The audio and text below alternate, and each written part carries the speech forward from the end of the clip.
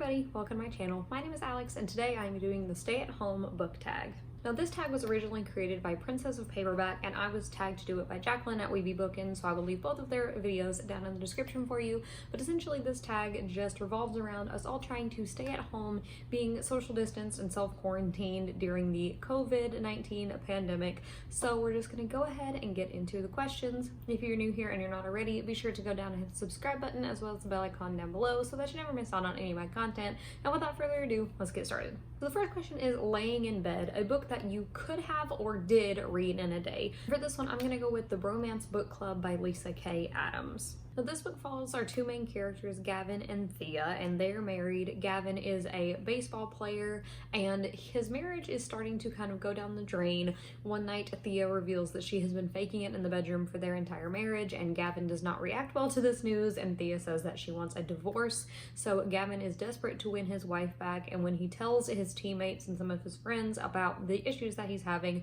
they introduce him to the Bromance Book Club, which is essentially a group of men reading romance novels to try to woo women or win back their women. Chaos ensues from there. This one was totally addicting. I know that a lot of people have read and loved this one. I felt the same way, and it was so quick to fly through. This one and the second one were both super fast reads, really enjoyable, and just to pick me up in the middle of some hard times. Next is Snacking, a guilty pleasure book, and for this one I'm gonna go with The Summer I Turned Pretty by Jenny Han.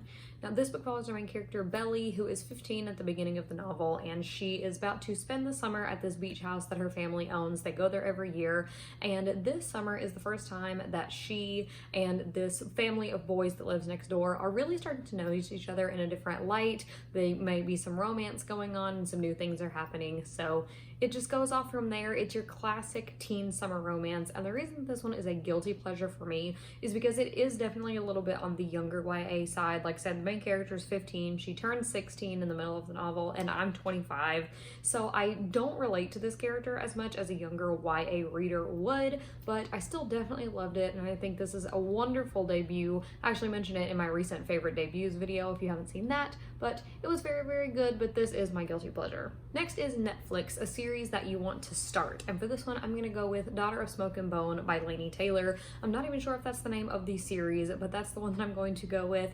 This is one that I feel like has been a staple of YA fantasy for a very long time, and I know very little about it, but I am really intrigued by it. So if you've read it and you enjoyed it, let me know in the comments, because I need some more hype to build me back up to convince me to read it. The next question is Deep Clean, a book that has been on your TBR for ages, and for this one I'm going to go with Eleanor Oliphant is Completely Fine by Gail Honeyman. Now this is one that has been on my shelf for I don't even know how long at this point, but I desperately need to get to it. I actually mentioned this one in my 5-star predictions video that I did back last fall, more than 6 months ago at this point. I really need to get on this one. It's really not that long, it's like barely 300 pages.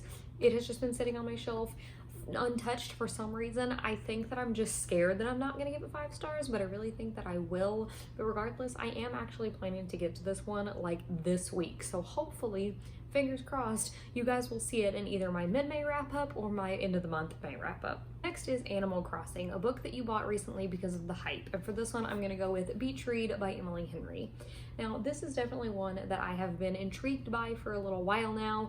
If you know anything about my history with Emily Henry, I've read 2 books from her. I've read A Million Junes and To Love This But the World, which are both YA, and they're like a speculative contemporary, and I did not like either of those, but this is an adult romance that sounds totally different from anything that she's ever done, so I'm hoping this one's gonna be a hit.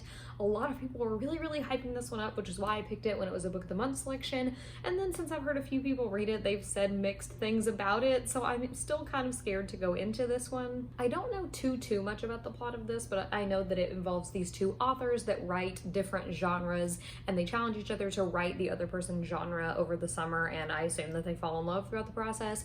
The premise sounds very interesting, and I just hope that the actual words live up to my expectations. Next is Productivity, a book that you learned from or that had an impact on you. And for this one, I'm going to go with a nonfiction pick, and that is Essentialism by Greg McKeown. Now, this book is kind of a self-help productivity type of read that talks about managing your time so that you are making time for what is essential to you in your life. So not necessarily getting so many things done, but really determining what is more important and what is essential in your life. So it's almost like a mixture of productivity and minimalism, and I thought that it was a really interesting approach. Most of these productivity and self-help books that you read about, they are more about getting more things done in less time. And this one does have a little bit of that, but it also it changes your focus a little bit into what is actually important, what actually needs to be done, or what might be able to be pushed to the back burner or delegated somewhere else. So the whole concept of it I thought was really, really interesting, and it's one that I feel like I would revisit again. The next question is FaceTime, a book that you were gifted. For that one, I'm gonna go with The Conference of the Birds by Ransom Riggs. This is the 5th book in the Miss Peregrine's Home for Peculiar Children series. I was gifted this one back in March. My husband gave it to me as a birthday present. I have already read it, very much enjoyed it, and now you can see my collection over there. I have books 1, 2, 3, and 5, so probably in my next book haul, you'll probably see book number 4, A Map of Days, because I really want to have a complete collection. Then we have Self-Care. Name one thing that you have been doing lately to look after yourself better. And this one doesn't necessarily have to do with reading, but what I've been doing to look after myself has been eating better.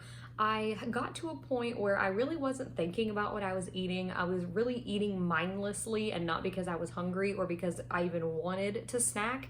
So just taking the time to think a little bit more about what I'm eating, when I'm eating, why I'm eating it, not necessarily restricting what I'm eating. I'm not telling myself no, just asking if I really want whatever it is. And I do feel a lot better about myself in that way, not even from like a weight loss perspective or the way that I look, but just how I feel. I just feel better when I take a little bit more time to think about what I'm eating. And for the last question is a bonus, and it just says to name a book that's coming out recently. So for this one, I'm going to say Heartbones by Colleen Hoover. This comes out in the end of June, I think. It comes out sometime in the summer. I have absolutely no idea what this book is about. There is no blurb still on Goodreads. No idea, no clue, but all I know is that Colleen Hoover is one of my favorite authors, and I would read her grocery list, so I'm definitely going to be picking this one up whenever it comes out. But that is it for the stay-at-home book tag. I know that a lot of people have already been tagged in this or have done it, but if I can think of anybody that hasn't already been tagged, I will leave them down in the description box below. But that is it for the tag. Let me know your thoughts in the comments down below and answer one of the questions. As always, if you enjoyed today's video, please be sure to go down and give it a big thumbs up, as well as hitting the subscribe button and the bell icon down below so that you never miss out on any of my content. So until next time, bye!